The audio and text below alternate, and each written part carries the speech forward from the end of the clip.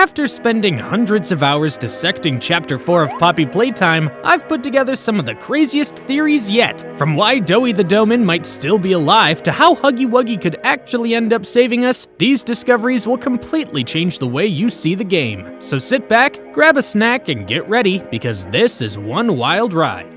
What if I told you that Doey the Doen isn't actually gone for good? I know what you're probably thinking. We all saw his final moments, crushed beyond what seemed like any hope of survival, but there are key factors that set Doey's bigger body form apart from the other experiments. And after closely analyzing these traits, I've come up with multiple theories that might just explain how and why Doey could make an unexpected return in the future. For a quick recap, we first come across Doey under rather disturbing circumstances. He violently tears Pianosaurus apart and devours his remains. Immediately, this sets the tone for what Doey is capable of. We then follow him for a while, working through puzzles as he shares to us snippets of lore. Ultimately, he guides us to a sanctuary called the Safe Haven, which is intended to protect the remaining toys from the ongoing dangers. It's at this location that we see how Poppy and Doey hold fairly different views on how to seek justice for those innocent lives taken at the hands of Playtime Co. I think you might be wrong, Poppy. What you want? It's the best for everyone, Doey. That no trace of this place is left. We agree to that. I know, but us, everyone in there, we're not just things gone wrong. We're people. Can't you see that? Regardless of these differences, we press on alone, facing Yarnaby and eventually having him burned to death, then ultimately dealing with his master, the Doctor. By the time we return to the Safe Haven, we've accidentally led the prototype straight to the others. In response, Doey steps forward to distract the dangerous entity so that we can join forces with Ollie and repair the generator. Having completed that task, Poppy urges us to plant explosives as part of her grand scheme to bring both the factory and the prototype to a definitive end. Yet, by the time we get back, we discovered that the prototype has already destroyed the hideout where Doey and the others once felt secure. Overcome with grief, Doey loses every ounce of sanity before he's crushed by a massive pile of debris, which triggers him to transform into this abomination of a monster.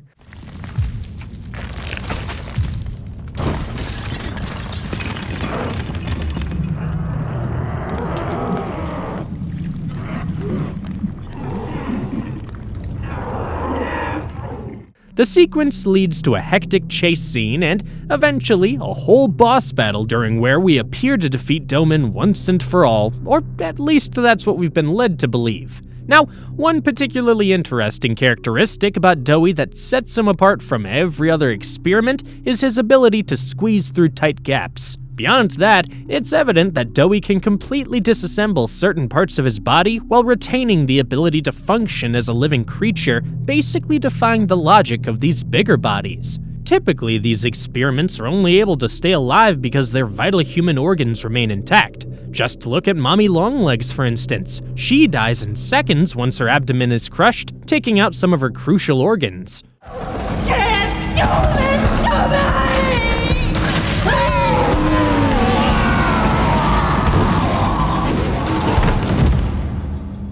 Doey, on the other hand, doesn't seem to share this weakness. A vital clue here is Doey's much higher experiment number, which is 1322. By the time his experiment was in production, the scientists at Playtime Co. had likely gained more knowledge and refined their processes for constructing these bigger bodies. I mean, one year they were releasing a widely controversial toy line, and the next they were making giant living, breathing toy creatures. If you ask me, then it's pretty clear that Playtime was always evolving. Now, going back to Mommy Longlegs, she may offer a valuable comparison point as her entire body relies on an elastic plastic material to achieve that distinct stretchiness. Similarly, Doey's unique composition is heavily tied to the fact that he's basically made of Play-Doh, as stated in his toy commercial. This material explains his ability to reshape himself in ways that other experiments cannot replicate. Still, it raises an important question. How do these properties not mess with the organic systems that keep him alive? The answer likely lies in Doey's origin, because unlike most experiments which usually resulted from a single test subject, Doey was transformed from 3 different individuals. The first was a mischievous boy named Jack, who fell into a vat of dough during a factory tour. The second was a playcare orphan named Kevin, known for his aggressive behavior and deemed a great experimentation candidate for how he excelled in all testing measures, both mental and physical. Reflexes, reaction time, and mental fortitude all tested well above average in game station examination. And the last test subject was Matthew, a teenage orphan who struggled with some personal issues, but also maintained a mature attitude, almost acting as a big brother toward younger children. By blending these 3 people, Playtime Co. essentially ended up creating Doey with probably significantly more organs than any typical experiment. However, he seems to lack in his amount of bones just based on some of his movements, which would explain his ability to fit through small spaces.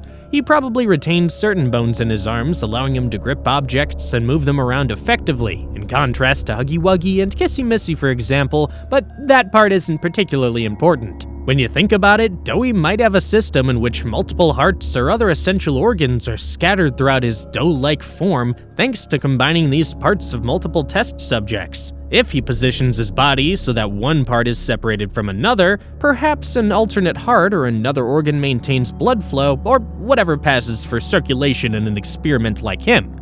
Meanwhile, the disconnected organ remains inactive until Doey reforms himself. Don't get me wrong, it's a bizarre concept, but it fits with the idea that Doey is the result of advanced experimentation, especially given the large jump in experiment numbers leading up to his creation. Then there's his uncanny ability to practically teleport through walls.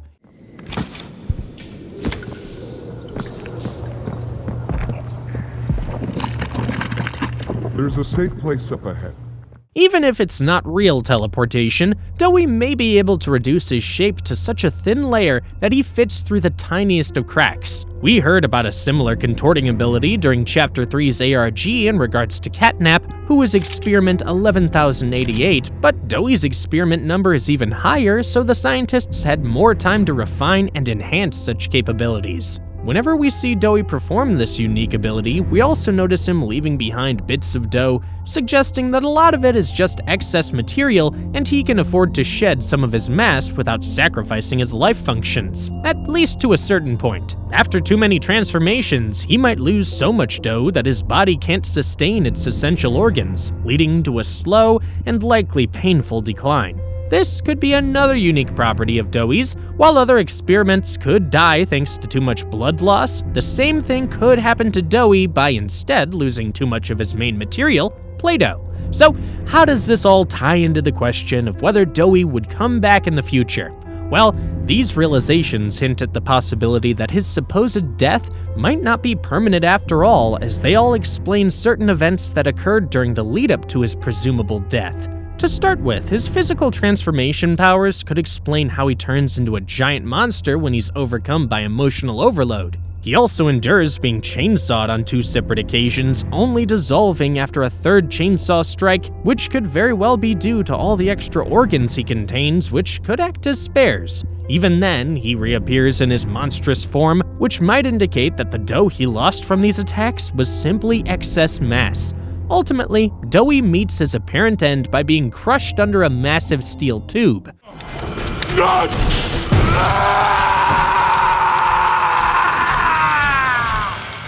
However, there's still room to speculate that some of his additional organs, perhaps one of his hearts or brains, remained intact enough to slowly regenerate. This could have given Doey the power he needs to return in Chapter 5, angrier and more vengeful than ever. Who was really behind the destruction of Safe Haven? While the prototype seems like the obvious suspect, looking closer at the evidence suggests another force, or maybe even someone else entirely, could be responsible. After going through all the clues, I think I've uncovered the true mastermind behind this mystery. To get to the truth, let's start by ruling out the less likely theories and work our way toward the strongest one, beginning with why the prototype may not have been responsible despite the game's implications. One crucial detail stands out: the safe haven remained intact until we arrived. If the prototype had truly intended to destroy it, why would he have waited so long? On top of that, the sanctuary's destruction appears to have been caused by an explosion, yet the prototype couldn't have used the explosives we had planted for such a task, since he explicitly states that he stole them to collapse the ground beneath us and Kissy Missy. We've taken the liberty of retrieving those explosives from the Foundation. Thanks for collecting them. Those, by the way, I've put them to good use. I'll find her. As for you two, try to land on your feet. As far as we know, the prototype does not possess any natural ability to cause explosions. This raises the possibility that another opponent, or perhaps a completely new character set to be revealed in Chapter 5, was responsible. However, there is currently little evidence supporting that idea. Instead, let's turn our attention to an already established character, Pianosaurus. Now, I know what you're thinking. He's dead, plain and simple. But what if, during Chapter 4's events, the prototype, using his known intelligence, managed to repair him, similar to how he may have revived Huggy Wuggy? Well, it may seem unlikely. Keep in mind that Pianosaurus received notable attention in Chapter 4's promotional material, appearing in an encoded image during the ARG and even having an entire teaser video dedicated to him. It feels off that Mob Entertainment would build up his presence this much only for his role to be reduced to a 20-second cameo and a single lore document. What if he returns in Chapter 5, battered and damaged, and it's revealed that he was responsible for the Safe Haven's downfall all along? Plus, having him return would also be a good choice for Mob from a business perspective, given all the love he's received from fans. Alternatively, if he is truly gone, then maybe one of his fellow musician toys is to blame. According to the Poppy Playtime merch store, Pianosaurus was released as part of a set featuring other musical toys, one of whom might have destroyed the Safe Haven to avenge their fallen friend. However, there isn't much concrete evidence to support this theory, but there is stronger proof suggesting that Pianosaurus himself could be the true culprit. A document about him found in the game states that he was designed for a role similar to Experiment 1160 Boxy Boo, whose primary task was to get rid of any employees or tourists who may have seen the wrong thing. Now, we need to start tailoring that appetite of yours to flesh.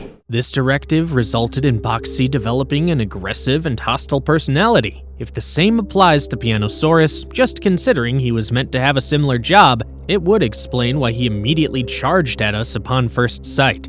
This violent nature could have played a role in the destruction of Safe Haven, possibly fueled by desire for vengeance against Doey the Doen, who was responsible for his demise before being rebuilt by the prototype. Doey not only killed Pianosaurus, but also deeply cared for the Safe Haven and its residents, making him a prime target for revenge. The toys out there in Safe Haven, they're my family. But if Pianosaurus isn't the one to blame, another unexpected suspect emerges: Poppy. Although she's not the most likely culprit, there is still decent evidence suggesting she's guilty. For starters, Poppy and Doey clearly had opposing viewpoints on how to handle the prototype and all the horrific events that occurred at Playtime Co. in general. Doey even called her out for abandoning him and the other toys, despite her claims that she had no choice but to leave. But why does this matter? It's likely that being frustrated with Doey's defiance, Poppy may have orchestrated the Safe Haven's destruction, not necessarily to kill its inhabitants. I mean, we saw how displeased she was upon finding out that we killed Doey ourselves. You! What did you do? Why did you kill Doey? Do you even understand what happened? She may have just done it to force Doey and the other toys to flee out of fear and grief, removing them from the equation, thus allowing her to continue on with her own plans without bother. This would align with her often selfish tendencies, which were evident when she diverted the train to trap us in the factory so she could use our help for her own agenda. Furthermore, her complete lack of acknowledgement for the Safe Haven's destruction when we reunite with her near Chapter 4's conclusion could indicate that she knew exactly what happened because she was the one responsible. The most concerning part of this theory is that when Doey rushed outside to confront the prototype and never returned, Poppy showed little concern and immediately changed the topic to get us to further help with her plan. Typical Poppy. No word from Doey. Whatever happened out there? No, he's fine. I'm sure of it. We shouldn't wait anyway. Head for the Foundation. Plant the explosives. It was as if she didn't care about him at all, which further suggests that she may have played a role in the hideout's demise. However, there's still one major question. How could a small plastic doll possibly cause destruction? Unfortunately, there's not much definitive proof explaining how she would have physically carried out such an act. It's possible that she had Kissy Missy destroy the hideout. After all, Kissy is incredibly strong, as demonstrated during the Hour of Joy, and seems to blindly follow Poppy's instructions. This idea remains very speculative though. Besides, there's no hints as to how Kissy would have set it on fire and whatnot anyway, so due to the lack of strong supporting evidence, I don't believe Poppy was responsible. There is one more suspect that I believe is the most likely, and that character is us, the player. I know how crazy that sounds, but our character already appears to have a not-so-great track record. I mean, they literally murdered a bunch of living toys literally made from orphans, so how could we be responsible for this disaster? The key moment to recall is when we had to repair the generator with Ollie's assistance. At the end of the chapter, it was revealed that Ollie was actually the prototype mimicking a child's voice. Given the prototype's nature, it's hard to believe he would truly help us fix something that benefits his enemies. That's why I don't think he did, at least not in the way we thought. And if you're following my reasoning, you might think this contradicts the whole idea of this video, but there's an important difference. While the game suggests the prototype directly caused the wreckage, this theory argues that he actually tricked us into doing it for him. This wouldn't be the first time the prototype used others to do his dirty work. Who could forget the Hour of Joy? In short, I believe the prototype rigged the generator to explode after a set time, knowing we would unknowingly trigger the destruction, sabotaging our own allies in the process. He may have tampered with the generator's inner workings through the walls and set the trap that way. Otherwise, if he had direct access to the safe haven, he likely would have destroyed it himself right away, and since we know the prototype is a technological genius, it makes sense that he could have pulled this off. The prototype seemingly disassembled the digital alarm clock within his room and utilized the battery, along with several other components, to create a laser pointer, which he then fired into the security camera, disabling it. Just to provide more evidence, it should be considered how strange Ollie sounded after the generator was supposedly fixed. If this theory is correct, it would explain his suspicious tone of voice during that moment. It's done. We did it. Good. So, what does this mean for Chapter 5? If we were indeed tricked into unknowingly destroying the safe haven, it means we need to be incredibly cautious about any contraptions we interact with moving forward. Who knows? The prototype may have set up countless traps within other machines, ensuring that anyone who tries to oppose him ends up assisting him instead. What if I told you that the real Ollie never actually died and might still be somewhere in the factory? Now, I know that sounds crazy, but if we take a closer look at the evidence I found, there's actually a very strong case for it. Not only does it suggest that Ollie survived, but it also hints that he could play a major role in Chapter 5. Let's start by addressing the obvious. The prototype spent an extensive amount of time mimicking Ollie's voice, which initially led many to believe that Ollie was nothing more than a non-existent child created by the prototype as a way to deceive us and Poppy. However, this assumption didn't turn out to be correct. Ollie was, in fact, a real person, most likely a child, and based on everything we know so far, it seems as though he's long gone. Was there ever an Ollie? Yes, there was. But that was a very long time ago. It's also important to recognize a crucial pattern. The prototype tends to only mimic the voices of Playtime Co. employees, all of whom were killed during the Hour of Joy. This strongly suggests that anyone whose voice the prototype copies is already dead. So, if that's the case, why would Ollie be the one exception? To answer this, we need to break down all the hints we've been given. By carefully piecing them together, we can form a solid conclusion about Ollie's fate. Then we can examine why his potential survival even matters to the story. For a rather simple theory, if you go out of bounds in Chapter 3, you can actually discover an unreachable area labeled in developer text as Ollie's room. This strongly indicates that Ollie was an orphan living in play care before the factory shut down. And here's where things get really interesting. A VHS tape from Chapter 3 heavily implied that the orphans were not among the victims of the toy massacre. Later in Chapter 4, this was fully confirmed when Poppy informed us that the children are below in the labs. If this theory holds true, it would mean that Ollie is still alive, living alongside the other surviving orphans. But if that's the case, why would the prototype, out of all possible voices, specifically choose to mimic his? Well, it seems that the prototype can only mimic the voices of those he's spent significant time with, and this wouldn't be the first instance of him forming a close bond with a particular child. After all, he once secretly collaborated with an orphan named Theodore Graham Bell, working alongside him to escape the facility, communicating with him in secrecy while everyone else remained completely unaware. So perhaps Ollie and the prototype had also spent a great deal of time together at some point, making Ollie's voice the most convenient one to imitate. But what if the truth behind Ollie's fate isn't as simple as that? If you recall, during Chapter 3's first nightmare sequence, multiple radios were scattered across the never-ending hallways of Home Sweet Home, each revealing details about a deeply disturbing discovery at Elliot Ludwig's estate. Local authorities report that the body of a young boy has been found on the estate of the late Elliot Ludwig, an esteemed toy maker and originator of the Playtime Company.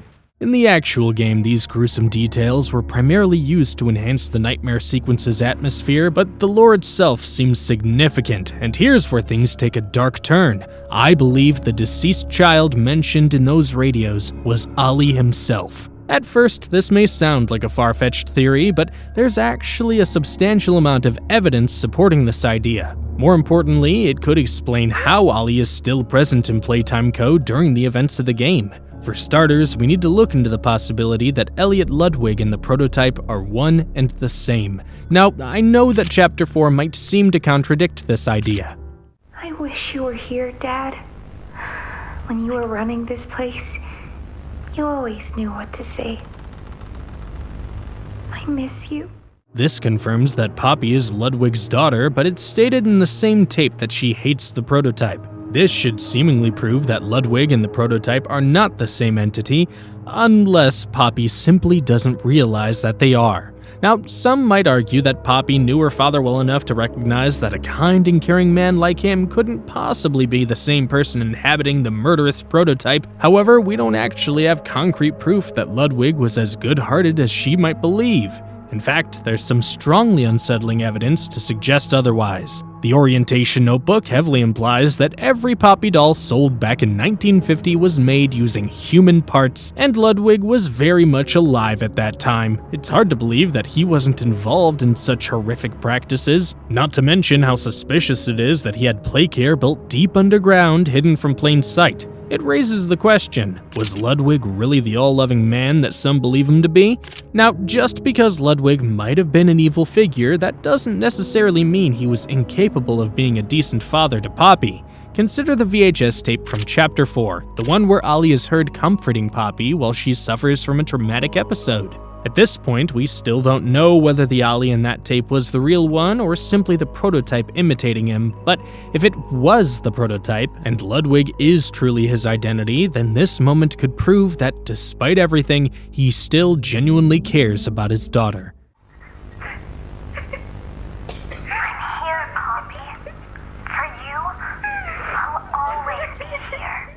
This still leaves two major questions unanswered, though. If Ludwig, as the prototype, truly cares for Poppy, then why would he want to lock her inside a case? And if Ollie was the corpse found at Ludwig's home, wouldn't that mean he's officially dead? For the first mystery, there's a strong possibility that Ludwig was simply trying to protect his daughter. Yes, his speech at the end of Chapter 4 certainly gives off the vibe of a typical villainous monologue. However, there are moments where he doesn't seem purely evil, where his words feel more personal than anything, almost as if he's trying to justify his actions specifically to Poppy rather than to anyone else. It's always been about you and Poppy, what we are. This suggests that beneath all of his terrifying actions, there may still be a lingering sense of fatherly care, a belief that keeping Poppy contained was in some twisted way for her own good. Not to mention that according to the orientation notebook, Poppy lived in her case while Ludwig was still a human, and it's literally Poppy's case that the prototype refers to as her home. Now, as for the possibility that Ollie isn't actually dead, let's take another look at the deceased child found at Ludwig's estate. A likely possibility is that the doctor, Harley Sawyer, was the one who planted this corpse in order to frame Ludwig. We already know that Ludwig and Sawyer had serious bad blood between them, stemming from the fact that Ludwig personally removed Sawyer from the Young Geniuses program. This could have been Sawyer's way of getting revenge by setting Ludwig up to take the fall for something he didn't actually do.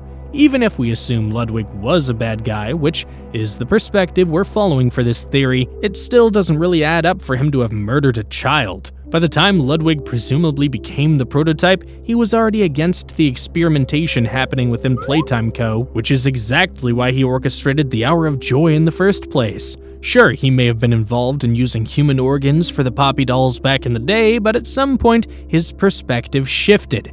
This possible change of heart can actually be traced back to the letter Ludwig wrote when removing Sawyer from the program. In it, he mentioned that he had changed after truly seeing the world again. Of course, this doesn't explain why he had the Playcare built so deep underground, but that's a mystery for another time. Of course, Sawyer's main priority in life was science above all else. The corpse, who we had previously theorized could have been Ollie, was reported to be missing important components. Organs, as well as key bones from the skeletal structure, were reported missing from the body. It is unknown at this time whether this extraction was, in fact, the cause of death. These are the exact parts used to create the bigger body toys. This means Sawyer may have used Ollie not only as a means to frame Ludwig, but also as a test subject for some of his own twisted experiments at Playtime Co. And here's the most interesting part. If Ludwig truly is the prototype, he may not even be aware of what really happened to Ollie. This could explain why he simply assumes that Ollie is dead without considering any alternative possibilities. So, what was the point of unraveling all of this? Well, if this theory holds up, it's very possible that we'll actually encounter Ollie as a bigger body experiment in Chapter 5. He might even give us a rundown of his backstory, revealing the truth about what really happened, and from there, join us in the fight against the prototype. It makes sense as well. I mean, who would be okay with their voice being stolen and used without their permission? That alone could serve as his personal motivation to help us. If this is true, Ollie might become a third ally alongside Poppy and Kissy Missy, if they return, that is. Was the doctor actually trying to take us down? At first glance, the answer may seem obvious. After all, he's set up countless traps in our path, but what if I told you there's a significant amount of evidence which suggests the opposite of what we've been led to believe? After carefully placing together these clues, I've come to some theories that may reveal how the Doctor was never truly an antagonist to begin with. First, let's acknowledge the obvious. Throughout Chapter 4, the Doctor numerously attempted to eliminate us, whether it be by unleashing a bunch of nightmare critters, setting Yarnaby loose to hunt us down, freezing the entire room, or dispatching an army of robots in our direction. It appears undeniable that he wanted us gone. However, there's something peculiar about the way death functions in this game. Each time the player dies, they mysteriously return, guided by an unknown entity that telepathically urges them to rise again. This could very well be Poppy, considering she has a vested interest in keeping us alive for her own plans. This suggests that our ability to respawn is not just a gameplay feature, but an intentional part of the storyline, possibly linked to the life-preserving properties of Poppy's flowers, which are hinted at in a report from Chapter 2. If these respawns are indeed part of the canon, then maybe the Doctor knew that even if he managed to kill us, we would inevitably return. But this raises an important question. Why bother setting up all the traps in the first place? One possibility is that he simply found it entertaining. If you recall, he isolated Yarnaby, depriving him of any social interaction purely for his amusement, even commenting on how he found Yarnaby's distress noises hilarious. It's evident that the Doctor takes pleasure in the suffering of others. This is especially clear in the way he interacts with us throughout Chapter 4. The subject scrambles for an advantage. They appear lost and disoriented. Heavy breathing is indicative of fear, and rightly so. But what if there's another explanation? If the Doctor's traps were meant purely for his own enjoyment and our deaths were actually permanent, then why did he never attack us directly? Aside from a brief moment where he threw us down a staircase, he never physically confronted us, which is odd, especially since doing so would surely be more amusing for him. Instead, he only communicated through speakers and relied on his minions to do the dirty work. We know he has a physical form based on promotional trailers, so why did he avoid direct confrontation? Could it be that he never truly wanted us dead? According to the Story So Far videos on Mob Entertainment's YouTube, the Doctor had been observing our journey through the factory ever since the beginning. Funny how he started as a scientist and then became some insane stalker. He had witnessed us survive many encounters with deadly experiments and just the general deadly layout of the factory, so there's no reason to believe the Doctor thought his traps would succeed in taking us down when no one or nothing else could, unless you want to argue that he was blinded by his ego, I suppose. You think you can do better? Nobody else can do what I do. You need my knowledge, my intellect. Given this, it seems increasingly plausible that the Doctor never actually intended to kill us. If anything, he might have been hoping we would end his own suffering after being trapped in Playtime Co. alone for a whole decade. But there's an even stronger theory that could explain everything, so let's take a fresh look. One major discussion point following Chapter 4 was Doey the Doeman's claim that the Doctor and the Prototype were working together. Logically, this doesn't make much sense. The Prototype should despise the Doctor for initiating the Bigger Bodies initiative. This conflict is even hinted at in a VHS tape. You stick us, Beat us. tear at flesh. Furthermore, most evidence suggests that the Prototype orchestrated the Hour of Joy to put an end to the experimentation that was happening. However, Chapter 4 sheds more light on this seemingly bizarre alliance. A VHS tape reveals that there was never an actual partnership between the Doctor and the Prototype. The Prototype was merely keeping the Doctor alive for his knowledge. Your suggestions? To produce the results I'm after. Have I made an error in allowing your survival? From this, we can infer that the Doctor, like many of the toy monsters we encountered, was operating under the Prototype's command. Now, the Prototype may have been keeping us alive for a very specific reason: our ability to eliminate experiments, allowing him to harvest their remains for whatever twisted project he's working on, which is likely adding them to his own body to become the ultimate experiment. With a supply of corpses now at his disposal, the Prototype likely no longer sees a need for us, which is probably why he was following us during Chapter 4. To get rid of us. He may have even coerced the Doctor into setting up the traps, using him as his pawn. This wouldn't be the first time the Prototype manipulated others into doing his work either, because I don't know about you, but I never saw him participating in the Hour of Joy. Not to mention that he had an orphan named Theodore Graham Bell steal loads of company supplies just so they could escape the building. Granted, this idea of the Prototype being the reason for the Doctor's traps does contradict an earlier theory that the Doctor no longer saw a reason for survival. If he had, he wouldn't have followed the Prototype's orders, and instead just accepted his demise. But there's one major reason he might have still been clinging to life, which is a discovery that has been referenced throughout some previous ARGs and was explicitly mentioned by the Doctor in this newest chapter. My discovery, my recognition. I was the one who paved the golden path. So, if the Doctor's traps weren't motivated by personal hatred, this could mean he didn't actually dislike us at all. Not once is his true motive for wanting us dead actually revealed in the game, and another noteworthy detail is that he shares valuable story information with us, something he wouldn't bother doing if he truly planned on killing us soon afterward. That said, he does make some demotivating remarks toward the player. You realize the futility of this, don't you? Meat rots and loses its function. It's as replaceable as anything else. You're accomplishing nothing.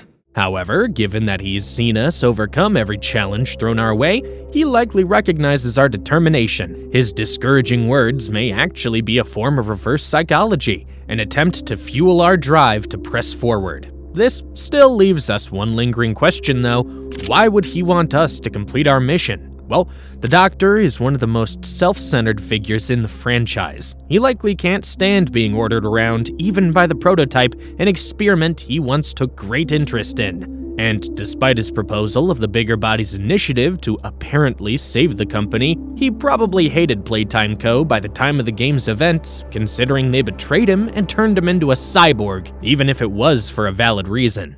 You'll die for this, Leaf. When I get my hands on you, you're a dead man! And of course, we can't forget how heartbroken he felt upon getting kicked out of the Young Geniuses program by company founder Elliot Ludwig all those years ago.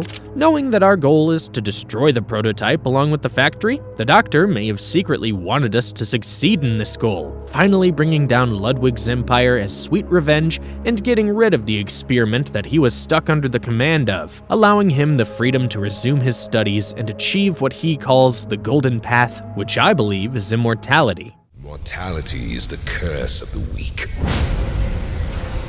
The fire that incinerates the flesh. I strive to stop. Believe it or not, the Prototype isn't out to get us, at least not yet. In fact, he might not even need us at all, and I'm going to tell you why.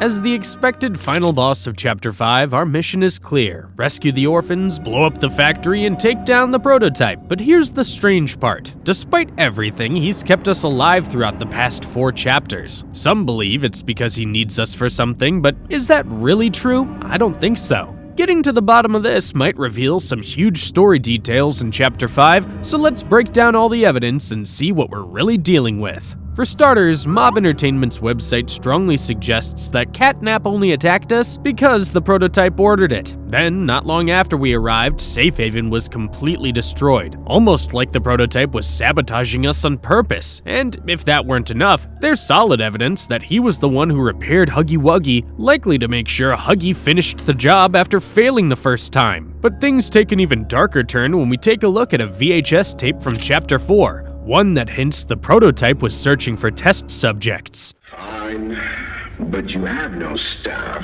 virtually no test subjects. It's hardly ideal conditions. The Doctor mentions that the Prototype has no staff, implying that he needs them for whatever project he's working on. What makes this even more interesting is that our player character is a former Playtime Co. employee, fitting this staff criteria perfectly. So, if that's the case, why wouldn't the Prototype use us for his work? Well, the Doctor may have indirectly answered this question in Chapter 4. It appears you are every bit what the Prototype fears. And to think Playtime had someone of such rare quality and never noticed. Funny.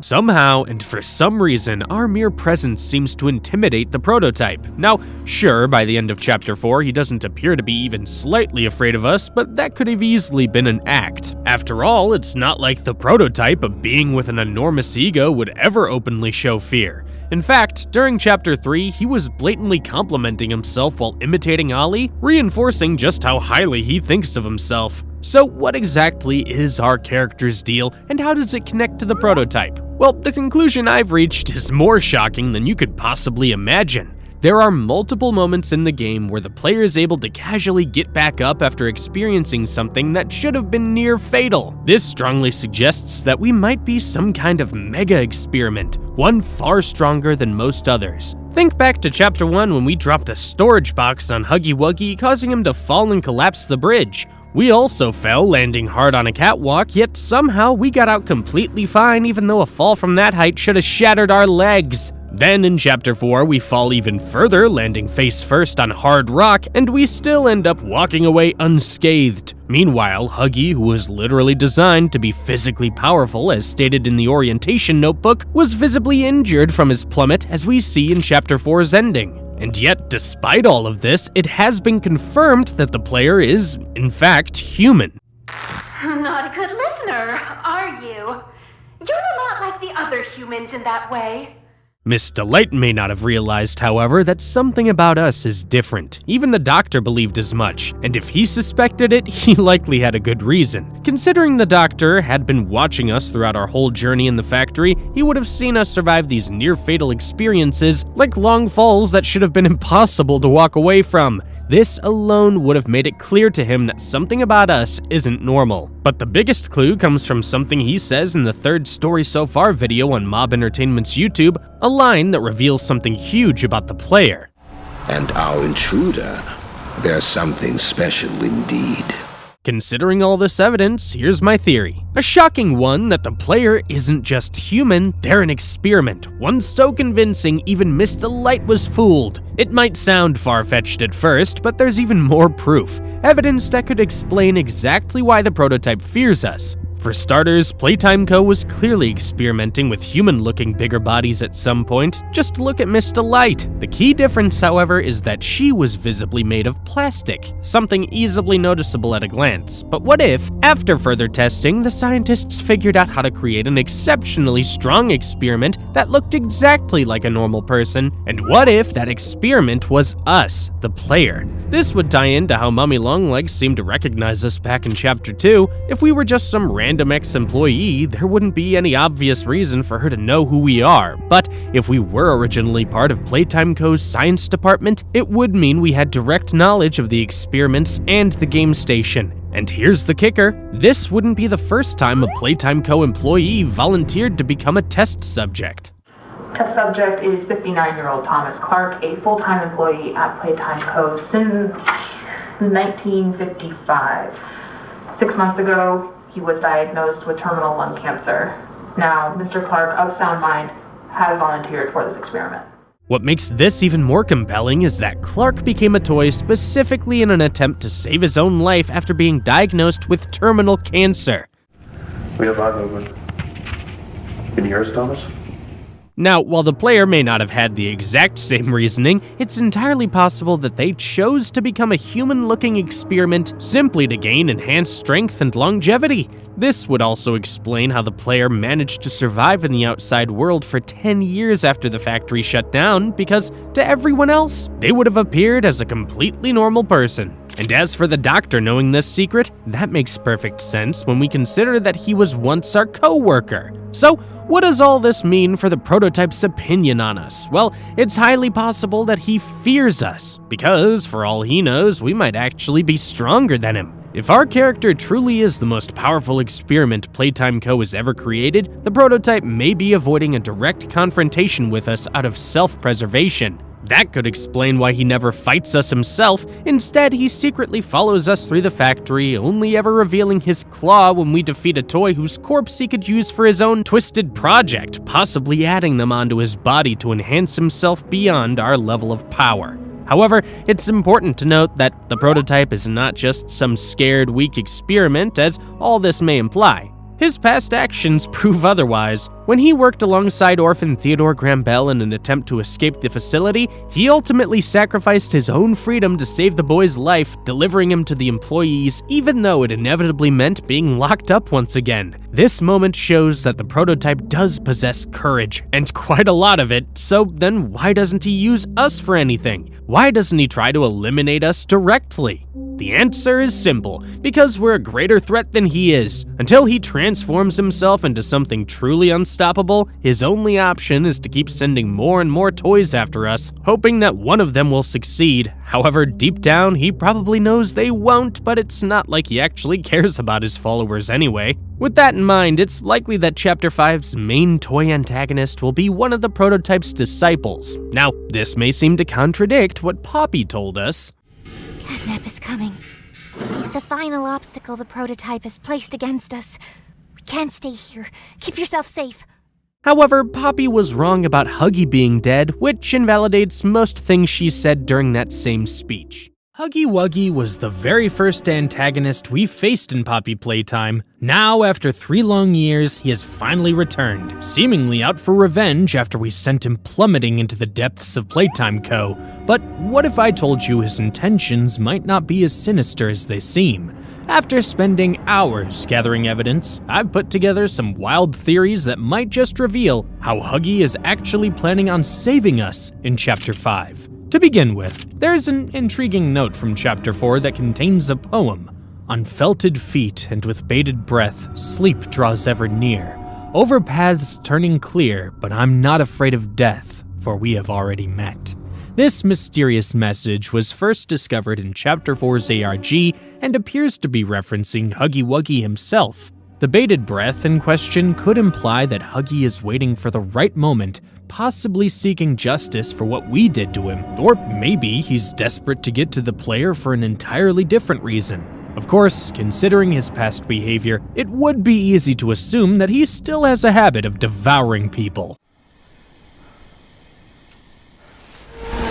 So let's say Chapter 5 includes yet another classic Huggy chase scene where we are forced to run for our life from the Blue Beast. But instead of it ending with him finally claiming his revenge, what if it takes an unexpected turn? Imagine he accidentally saves us in the long run, perhaps lunging towards us at full speed only for something to get in his way, like maybe a falling rock for instance. If not for Huggy's interference, it would have landed on us instead.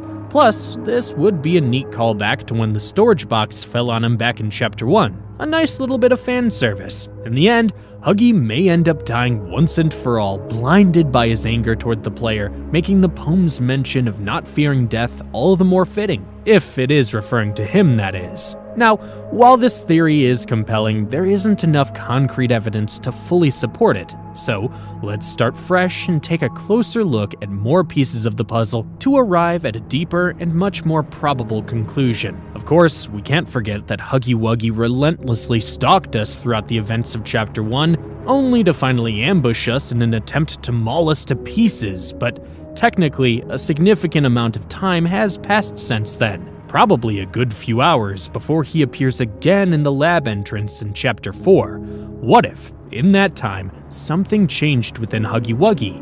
What if his motivations have shifted? Now, I know what you're thinking. There's clear anger being shown from him at the end of Chapter 4, pounding against the door as if he was trying to break through and finish us off for good. If I were you, I'd start running.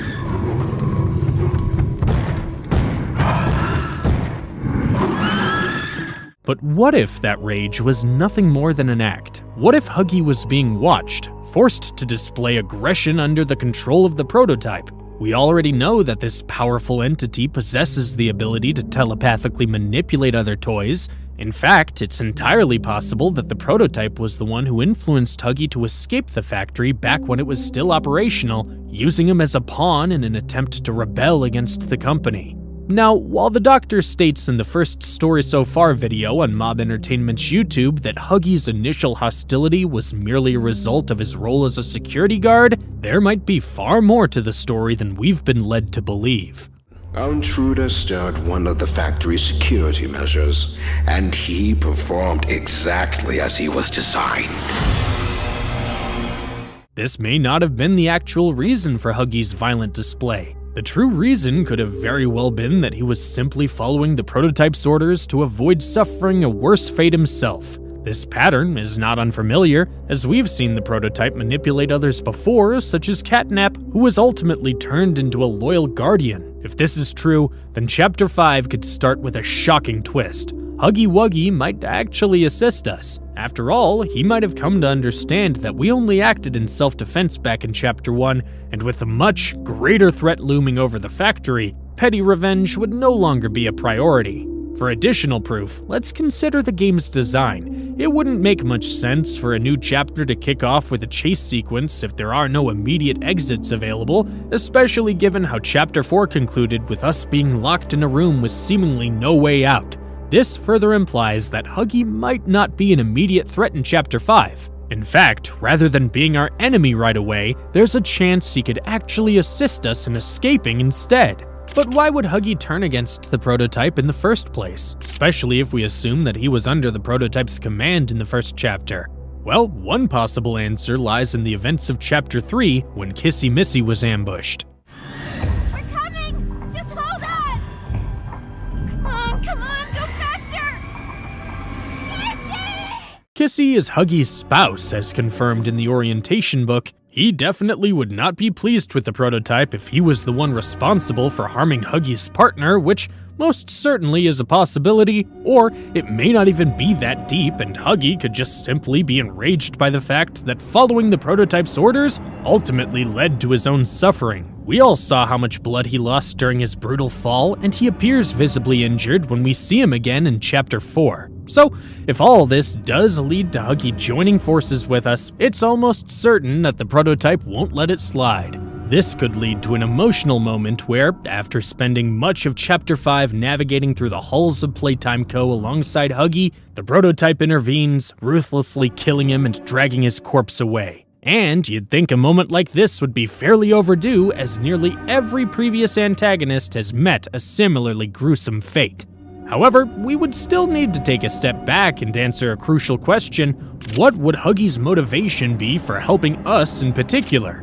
One possibility is that he saw us planting explosives during Chapter 4 as part of Poppy's plan to destroy the prototype. Given Huggy's stalker-like tendencies, it's not unlikely that he's been observing our actions this whole time, just like the Doctor when you think about it. Another possibility is that Kissy Missy already filled him in with everything he needs to know. She could have met up with him shortly after her attack and explained the situation, letting him know that the player character can be trusted, utilizing whatever type of method mute toys like themselves use to communicate.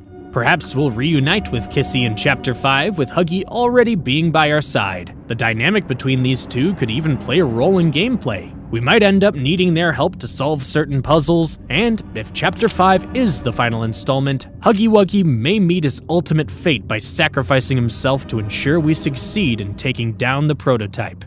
This idea may sound crazy, but let's not forget, Huggy was once completely obedient to the Playtime Co. scientists. Huggy Wuggy remains the optimal outcome due to his sufficient intelligence paired with maximum obedience. End of log.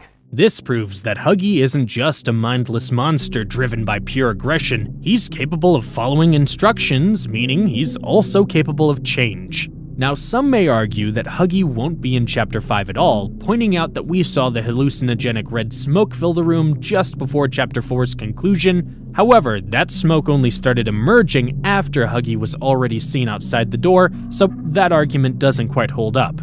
Whether or not these theories turn out to be correct, though, one thing is certain. After countless teases and even a hallucination form, Huggy Wuggy is back, watching and waiting patiently for his turn and a warm welcome. How exactly do toys in Poppy Playtime think? On the outside, they're just lifeless dolls, yet somehow they can process thoughts, make decisions, and even develop unique personalities. Some are highly intelligent, while others not so much. But how is that even possible? What's really going on inside their bodies? Well, the answer runs far deeper than you could possibly imagine. To truly understand it, we need to break it down character by character, because the explanation isn't the same for all of them. Let's start with Yarnaby, who relentlessly hunted us through Chapter 4 under the Doctor's command. According to documents, Yarnaby wasn't very smart, making him easy to manipulate and blindly loyal to the Doctor. This lack of intelligence might be directly linked to the orphan he was created from, Quinn Navidson. Quinn was never the sharpest tool in the shed. He was physically skilled, but his performance in GameStation's mental tests was consistently below average. Welcome to Musical Memory. This advanced memory and cognitive recognition test is designed to stimulate several segments of the brain.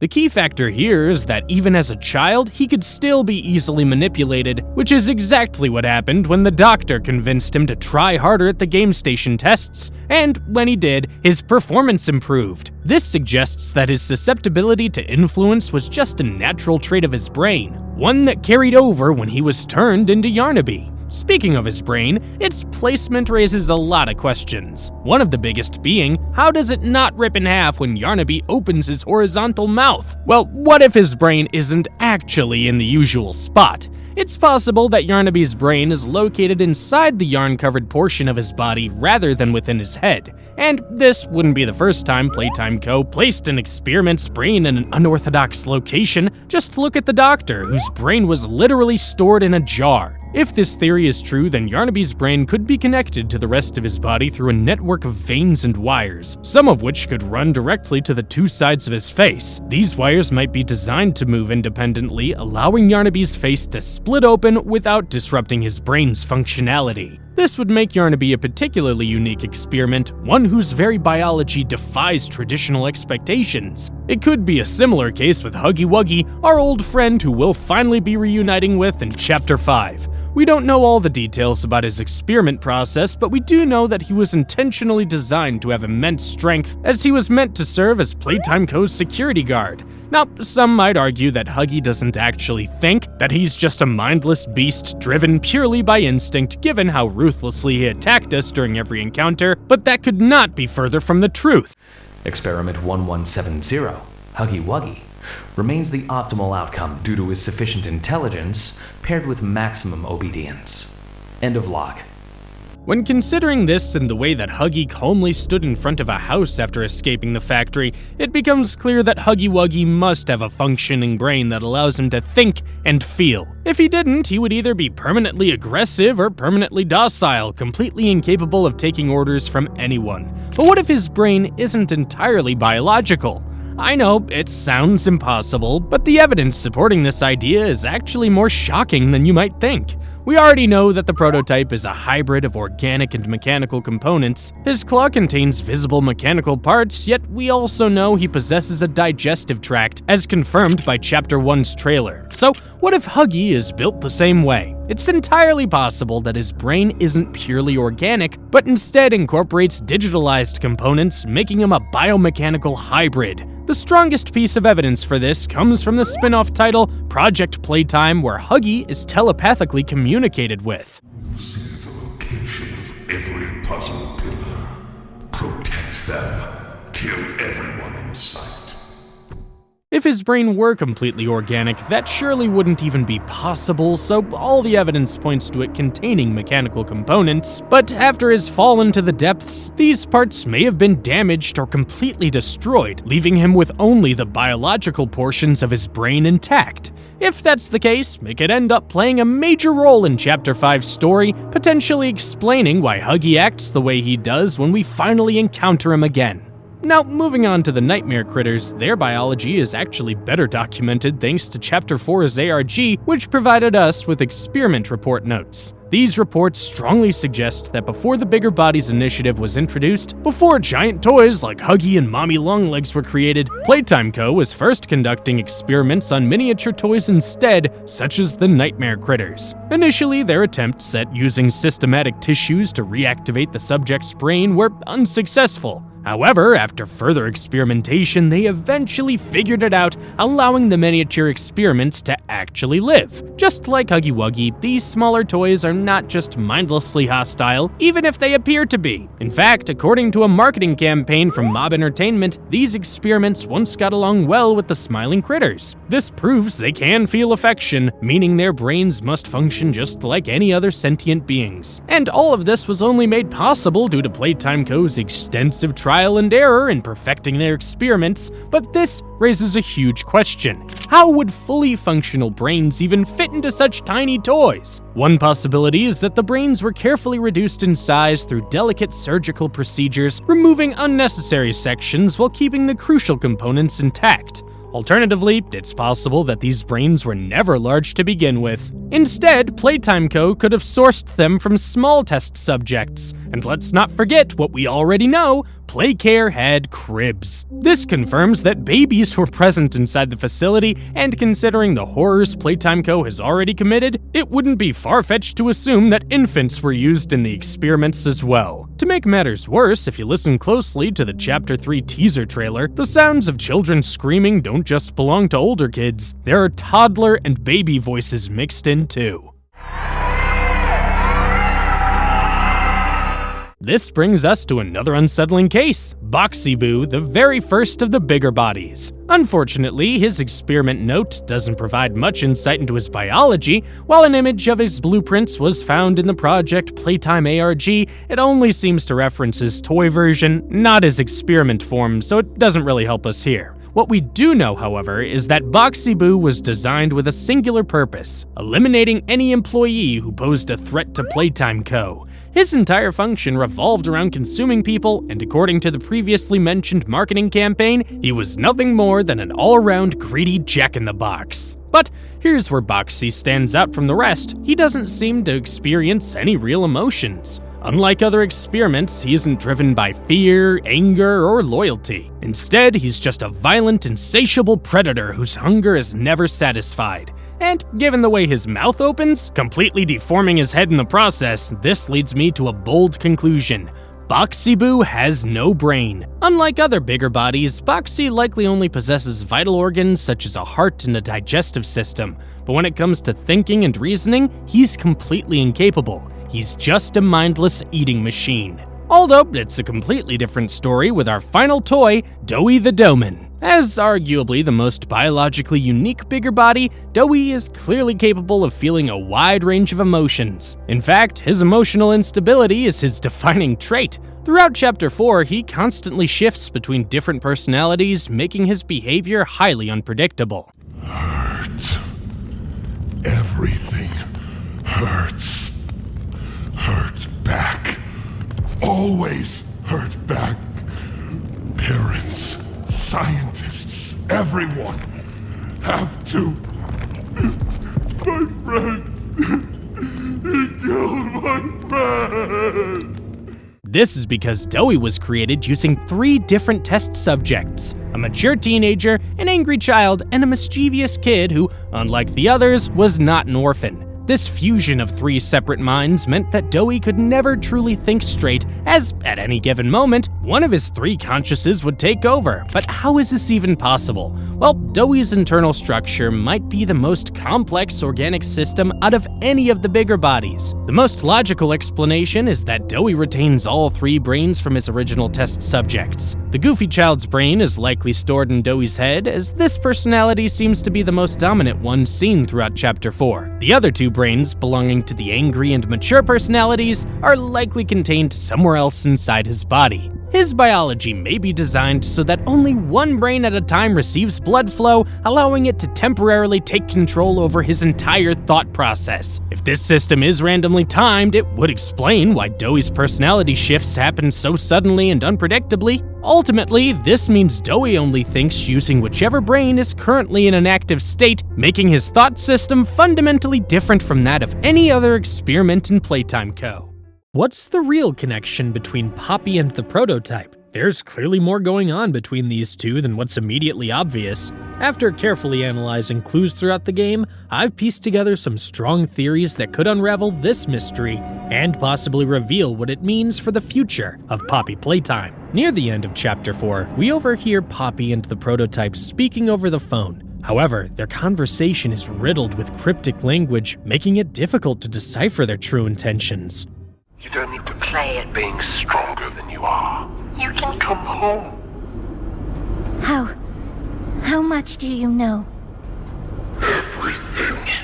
To better understand what they're saying, we first need to examine the connection between Ollie and Poppy, as it serves a crucial piece of the puzzle. Based on Poppy's words, Ollie had been her friend for many years. Here, Poppy. For you, I'll always be here. Ollie also acted as a guide throughout most of Chapter 3 and some parts of the latest chapter. However, a Chapter 3 VHS tape revealed one of the prototype's key abilities, mimicking voices. This served as a foreshadowing as to when we eventually learnt that Poppy's longtime friend was actually the very entity she despised and sought to destroy. The charade is over. Who is this? An obvious question with an obvious answer. You. What did you do with Ollie? This leads to an important question. Why did the prototype go through such lengths to deceive Poppy for so long? Well, let's recall that the prototype locked Poppy away in her case immediately after the Hour of Joy, likely as a result of her refusal to support the massacre he orchestrated to avenge the mistreated orphans. She remained imprisoned for a long time, at least until we eventually freed her, so perhaps the prototype had already been impersonating Ollie before her imprisonment, subtly manipulating her into believing that the Hour of Joy was justified. In fact, there's concrete proof that Poppy was aware of the event before it even happened. Did she tell you her part of the Hour of Joy? That she knew it was coming? Or did she leave out that crucial detail?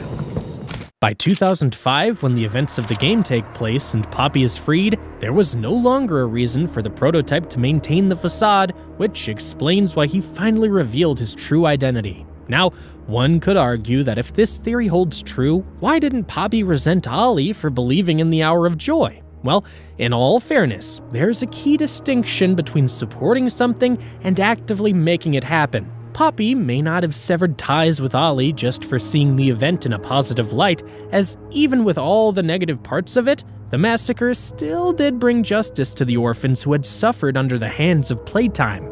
Now, a major theory tied to this mystery is that the prototype is actually Elliot Ludwig, the company's founder. This idea has been proposed many times before, but there are certain clues to it that have been very overlooked. To begin with, Ludwig being the prototype aligns with the timeline. We know that the Bigger Bodies initiative began in 1990 after Dr. Harley Sawyer was recruited to Playtime Co. through an initiative from Leith Pierre, who referred to himself as the head of the factory in the letter.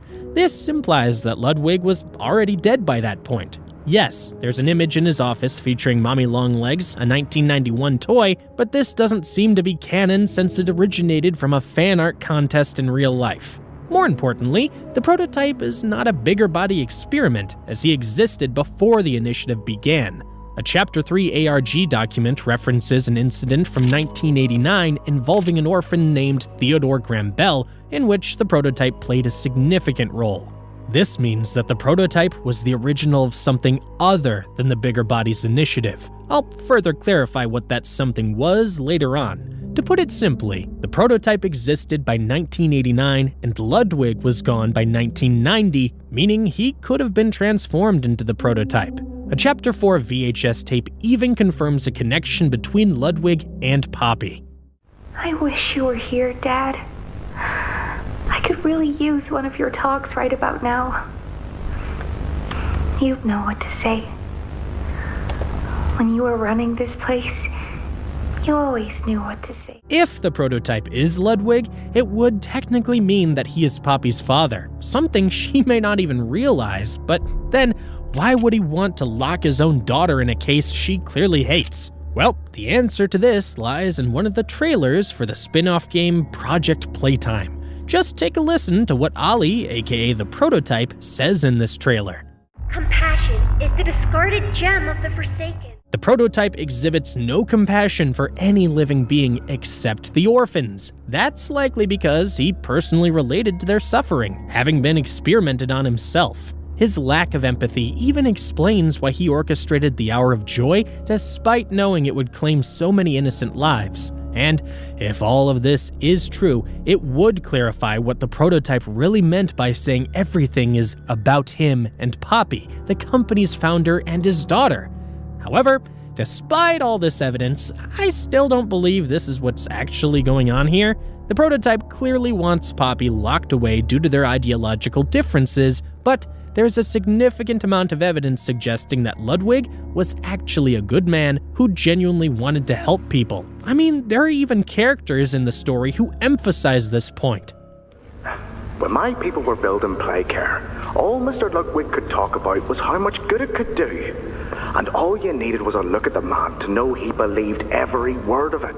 And let's not ignore how suspicious it is that Ludwig just so happened to have already been dead shortly before the Bigger Bodies initiative began, not to mention the strong implication from Chapter 4's ARG that Ludwig was murdered. So, under the assumption that Ludwig was a good guy, it's highly unlikely that he is the true identity of the prototype. In fact, I don't think solving his identity is even necessary to understand this particular mystery. It all comes down to how unique both he and Poppy are. Consider why the prototype is called the prototype. He must have been the first of something. Since we established that he wasn't part of the Bigger Bodies initiative, he must have been the initial creation of an entirely separate scientific field, which was also referenced in the most recent ARG. Additional evidence also supports this. The prototype is Experiment 1006, and just 9 subjects later, the scientists created Experiment 1015. Their report on 1015 mentions they were working with a brand new scientific field. Likewise, there is substantial evidence suggesting that Poppy was also some form of an original. In the 1960s, an unfortunate family death had pushed Ludwig down to his lowest. Ludwig had a daughter, and this family death likely refers to her. That would explain the origin of the living Poppy doll, who was likely created in the 1960s, long before the prototype or any similar experiments. Additionally, a very old-looking maintenance video shows surgery being performed on Poppy, further indicating that she was the first human-based experiment in Playtime Co. history. The prototype, on the other hand, was the very first of a new scientific field that eventually led to the creation of living toy experiments. Each of them is unique in their own right, which is why the prototype believes that everything revolves around them. Interestingly, they also share certain traits. We learned in Chapter 1's trailer that the prototype does not require food to survive, unlike other experiments. It's safe to assume Poppy possesses this same ability as well, just considering how she survived all those years trapped in her case. And what do you know, she's still alive and well, or if you want to consider her well at least. I can't go back in the case. I can't. Both characters also exhibit selfish tendencies. Poppy kept us trapped in the factory to fulfill her own goals, while the prototype mercilessly killed his most loyal follower, Catnap, simply for failing to eliminate us. If I had to guess, the prototype wants Poppy locked away not only because they disagree on certain things, but also to ensure that he remains the only special one. He wants the spotlight all to himself, a motivation that aligns with the selfish nature he's displayed up until this point. Is the prototype actually able to bring dead toys back to life? It's an interesting question, one that might explain how past antagonists who were seemingly defeated could return in the future. After hours of digging through the many clues revealed in Chapter 4, I believe I've found the answer to this mystery. Let's go over all the evidence that supports this theory while also considering any details that might contradict the idea that the prototype can bring others back to life. By doing this, we can form a more complete conclusion. After that, we'll explore why the prototype would even be interested in resurrecting these toys in the first place.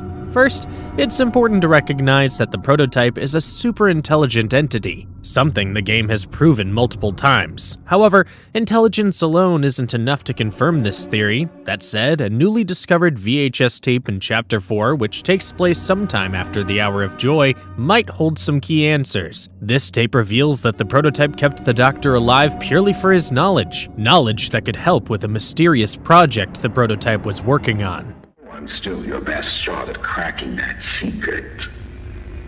If I weren't, you would have already killed me. Now, one possibility is that this project is directly linked to the various toys we've encountered and ultimately defeated during our time in Playtime Co. What have you done? You make me part of him!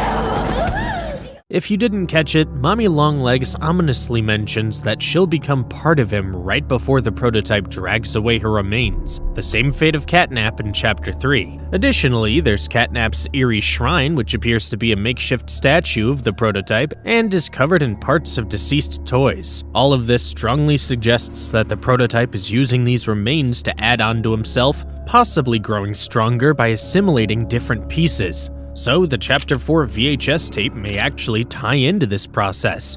However, there's another angle we need to consider. Before the Doctor was turned into an experiment himself, he was the one responsible for creating these experiments, these giant toys we've encountered. And when we take a closer look at his ultimate goals, his true intentions start to become much clearer. Mortality is the curse of the weak. Given that the Doctor was a scientist dedicated to uncovering the secrets of eternal life, it wouldn't make perfect sense for the prototype's mysterious project to be focused on reviving dead toys, given he was relying on the Doctor's knowledge to achieve it. However, there's still no clear confirmation that the prototype was ever successful in bringing his project to fruition anyway, meaning we need to dig deeper for more clues. One key piece of evidence can be found in Elliot Ludwig's office during Chapter 2. A note there mentions that poppy flowers may possess what he describes as life-altering properties. Ludwig even went so far as to create a gel from these flowers and tested it in an experiment to see if it could revive a dead rat. The experiment ultimately failed, but the mere fact that the game presents this idea of poppies having special properties seems intentional, like it's hinting at something bigger. This concept aligns with another important detail, the red smoke that filled the playcare every night, which the orphans inhaled to fall asleep before undergoing their transformation into toys. Given its color, this gas was likely created from poppy flowers, possibly playing a crucial role in the experimentation process. And there's yet another significant connection. At the end of Chapter 4, we pass through an area full to the brim of poppies. And where exactly is this field of flowers located? Right outside the entrance to the lab, the very place that the prototype apparently lives. They're below, in the labs. The prototype's home. They are alive, but sleeping.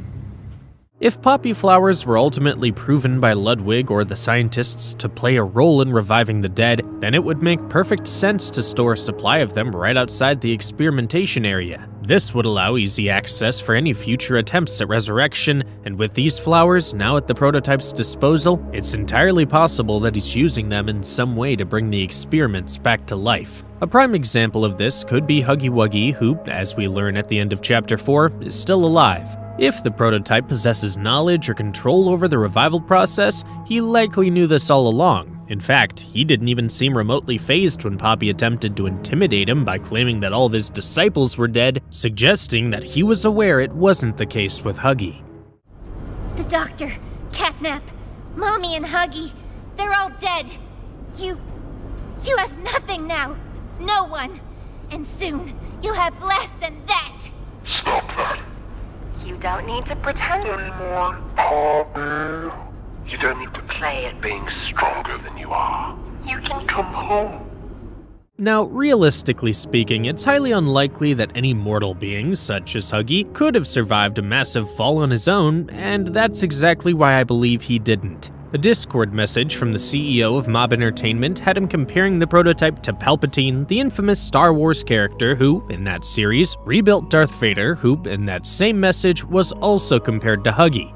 With this information in mind, it becomes clear why the message was deleted almost immediately.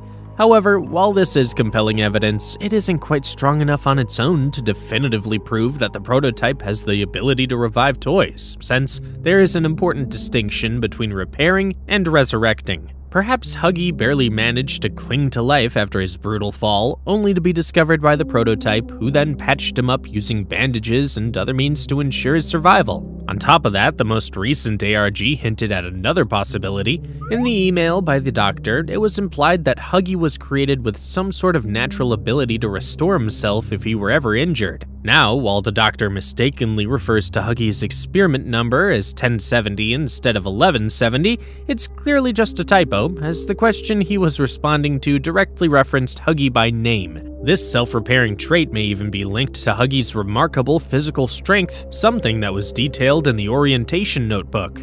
But regardless of whether Huggy was revived or merely repaired, one thing is certain: the prototype played a key role in his survival. Otherwise, that deleted Discord message means nothing. To top it all off, there's one final clue that strongly suggests the prototype might actually have the ability to bring dead toys back to life. Earlier we discussed the theory that he could be collecting toy corpses to add their parts to his own form, but what if that's not the case? To answer this, we need to analyze the prototype's personality. It's been stated that he orchestrated a massacre of all the Playtime Co. employees in an attempt to put an end to the experimentation, but while this might appear to be true, when looking into it deeper, it becomes apparent that the prototype probably doesn't care about the toys at all.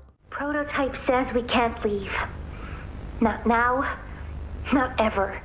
Not to mention, the prototype is actively letting the toys starve, and even went as far as to murder one of his most loyal followers, Catnap. Beneath his facade, it's clear he doesn't actually care about anyone. Sure, there was a time when he seemed capable of compassion, like when he sacrificed his own freedom to save orphan Theodore Graham Bell's life in 1989, but that was 16 years before the events of the game. By now, any trace of empathy appears to be long gone. Honestly, I wouldn't even be surprised if he orchestrated the Hour of Joy purely as a means to put an end to his own suffering, so that he could escape the endless cycle of experimentation once and for all. So, where am I going with all this? Well, according to Poppy, the orphans did survive and are now living inside the labs with the prototype. She also mentions that they're sleeping, which could very well mean that he's forcing them to inhale red smoke, just like when the factory was still operational, and much like the scientists before him, the prototype may now be using these children as test subjects, harvesting their organs to revive the dead experiments.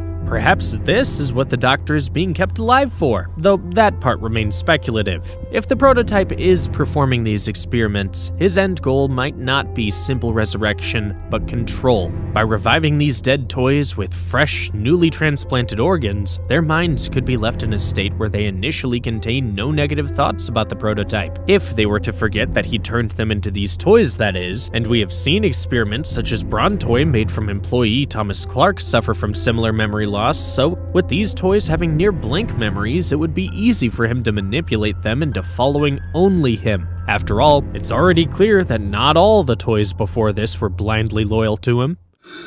We tried to fight it. The prototype's control.